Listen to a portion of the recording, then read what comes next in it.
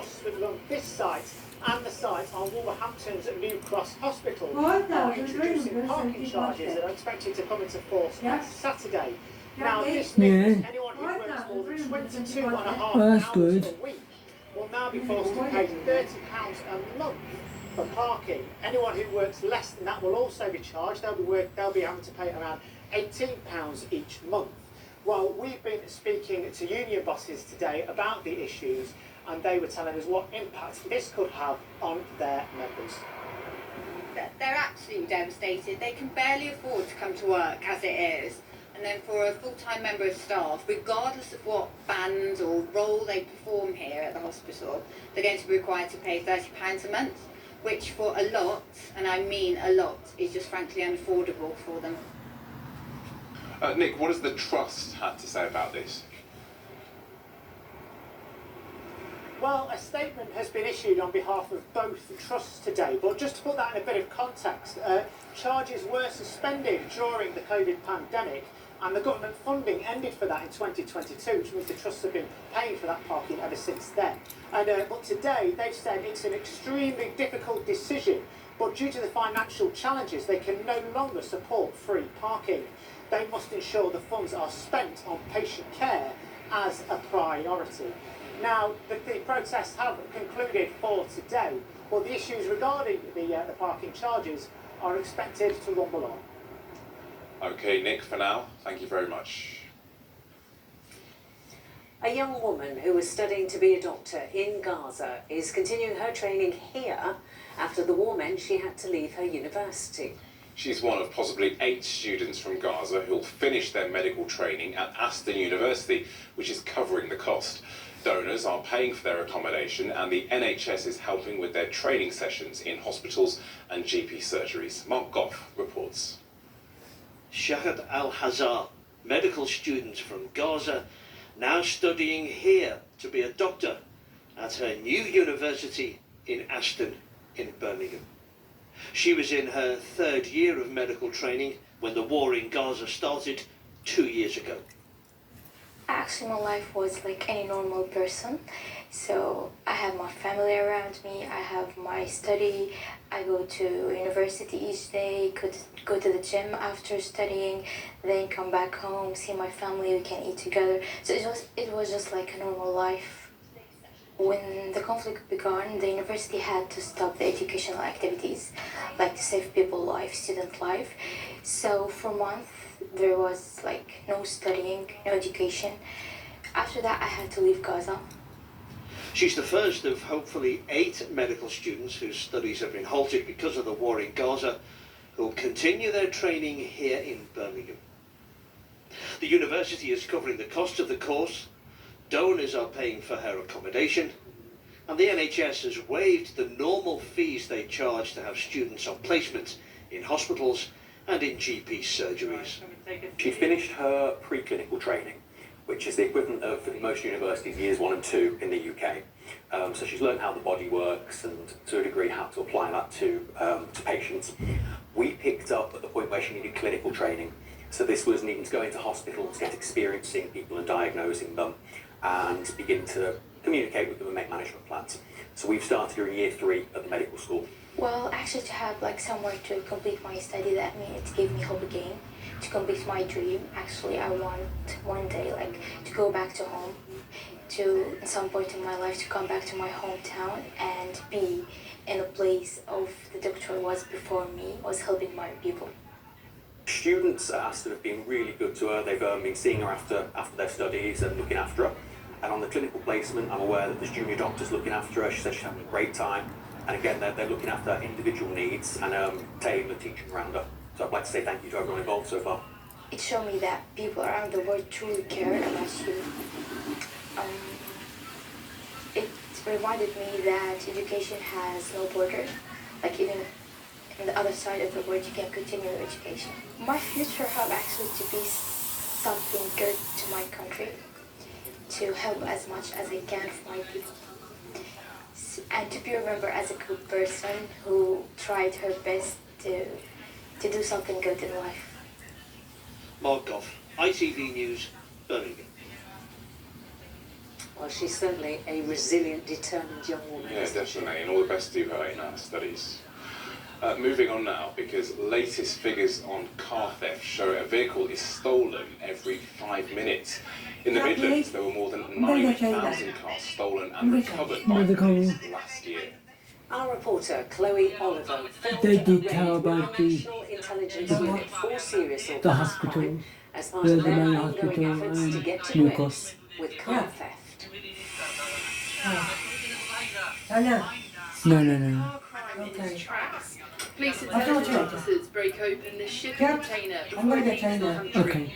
Inside, 3 Lexus cars, 1 suspended from the ceiling, all stolen in the last week and already being sent to the Middle East. The criminals will try and sort of disable Oh things yeah, like musical. cars have got SOS systems Oh, we and have to stuff like that. take certain They'll things try and disable upstairs. that sort of thing to try and hide the My identity of the vehicle, hide its shirt, location. my So it's quite common to see things in the interior damage like this to try and get at the wiring and that sort of stuff. And the contents Take of the my second shirt container upstairs, is always take my sealed. truck keys There are 2 upstairs, stolen cars. my shirt upstairs, cutters upstairs, We've got and another then Lexus, this is a Lexus you do it. RS450. Same And vehicle then as musical, and then I might just wait the for older it. shape. This is not mentioned on the manifest anyway.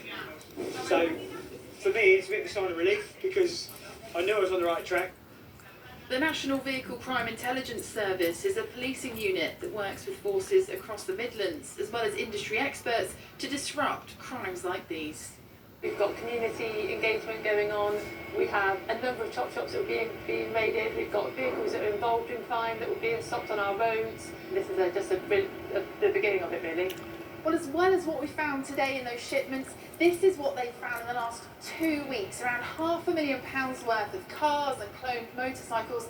7 vehicles have already been removed here. There's engine parts, and there's also here hundreds of cloned number plates that they found over the last 2 years. And this is where it all starts. Here, a brazen thief uses a relay device to steal a keyless car.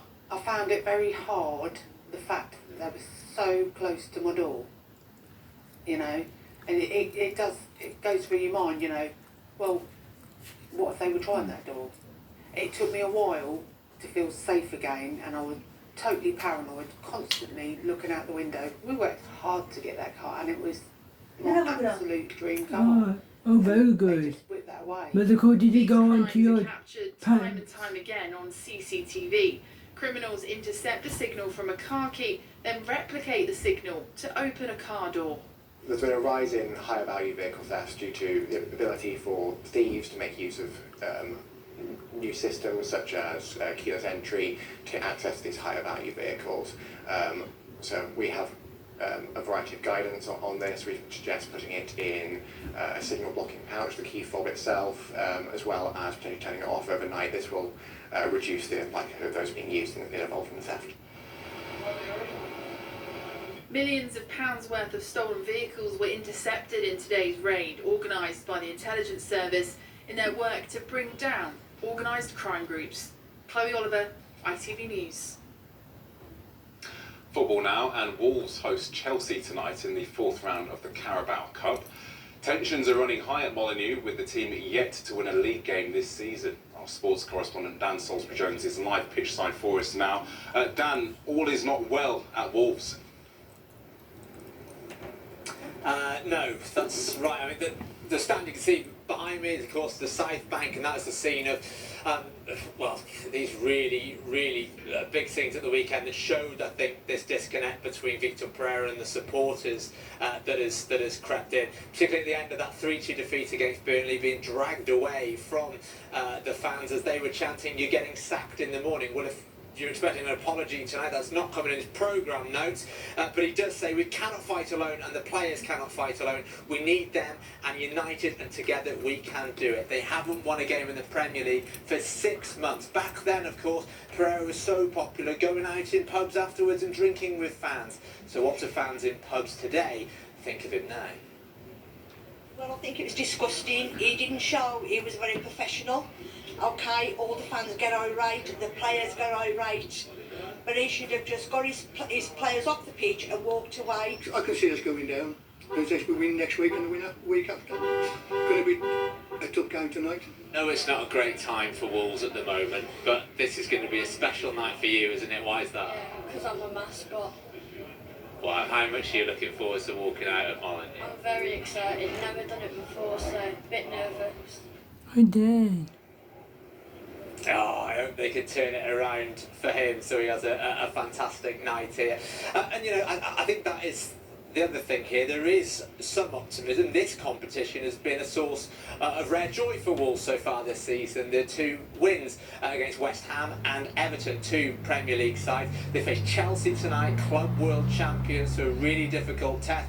But if they get through, they're into the quarterfinals, and suddenly a place at Wembley looks realistic, and actually they're the only Midlands side still left in this competition. Kick-off tonight is at 7:45. My word, Wolves could do with a show. Okay, Dan, thank you very much. Wolves fans, especially that mascot, will be hoping for a decent result, you'd think. Yeah, enjoy it, whatever happens. Yeah. Now, though, it is time for the weather, and Dez is back with us. Dez, our weather, we know, a lot calmer than that in the Caribbean. So what's heading our way? Well, a good question. The thing about tropical storms, they have a tendency, we tend to get our weather from the west generally, so they tend to track across the Atlantic. Currently, right now, this is what it is. It's been downgraded to a Category 4. Category 5 is 175 miles an hour or more, and it's heading for Cuba. By the time it crosses the Atlantic, it undergoes something what's called extratropical transition, and that means it really loses its strength. Having said that, by the time it comes to us, and there are a couple of places it could track, to the north or to the south, by the time it comes to us, we are going to see some fairly unsettled conditions, certainly by the time we get into the early part of next week. So without a doubt, I can already tell you that next week is going to be fairly wet and breezy. Let's find out more, though, exactly what's happening to the weather story over the next 48 hours. Why not just after this? Octopus Energy sponsors ITV Central Weather. Come rain or shine. So when it came down to our weather story today, if you woke up, looked out of the window this morning, certainly saw some fairly grey and damp conditions, but the band of rain that brought us that moved towards the southeast, left behind to the north decent bright weather and dry conditions as well. Unfortunately, some of that cloud is still with us towards the south, but we are seeing things improve as we head into the overnight story. Beautiful picture that's been sent in by Marie. Marie, thank you very much indeed. Now tonight, we do see this weak ridge of high pressure building in. There it is. With that, the air's falling, pushing everything out of the way. It means we are going to see towards the back end of the night clear skies. A couple of isolated showers to begin the night. Once we get to the back end, the skies will be clear. At this stage in the year, it does mean temperatures are going to fall away, so dipping down, just hovering above freezing down there in Hereford. Naturally, you could wake up to some frost, maybe just a touch of mist as well. But clear skies certainly tomorrow morning, very first thing. Make the most of those first few hours. Quite quickly we'll see cloud over. That cloud will be thick enough to the far western part of our patch for some isolated showers over the course of the day. The winds will pick up there as well. There's a system to the western part of the UK providing a fair amount of rain that's moving towards the north. We're getting the hangback from that. Temperatures tomorrow around 12 degrees, pretty much where it should be for this stage in the year as those winds come up from the south. By the time we head into Friday, another area of low pressure starts pushing over. As you can see the squeeze on these isobars, we could see gale force winds from that and heavy showers as well. Having said that, by the time we get into Friday, because those winds are coming up from a nice part of the world, temperatures max out at 16 degrees. Octopus Energy sponsors ITV Central Weather. Des is saying is make the most of this week, because it won't last. Well, finally this evening, another tribute has sprung up to Ozzy Osbourne and Black Sabbath in Birmingham. A brass bat and plaque have been drilled into the wall of the Crown Pub on Station Street, which is where Black Sabbath first got started. No one seems to know who's responsible, but there is a campaign for the historic pub to be turned into a museum to heavy metal. That message was also written on the sign. Yeah. It's quite, distinctive, isn't it? You're not going to miss it, put it that way. No. If you go past it. No, and you'd think that there'd be lots of Blacks, well, probably a lot of Black Sabbath fans have already been to that pub. Perhaps it was one of them that put it there. Yeah, very apt for this time of year as well, isn't it? Indeed, a bat, yeah. Halloween. When's Halloween? A couple of days' time? Yeah. Yeah. Yeah, Friday. That is all from us this evening. There is, of course, more on our website. Yeah, but from all the team here, enjoy the rest of your evening. And of course, from all of us, bye-bye. Bye-bye. Bye bye, Pablo and Samila. And bye bye. Bye bye.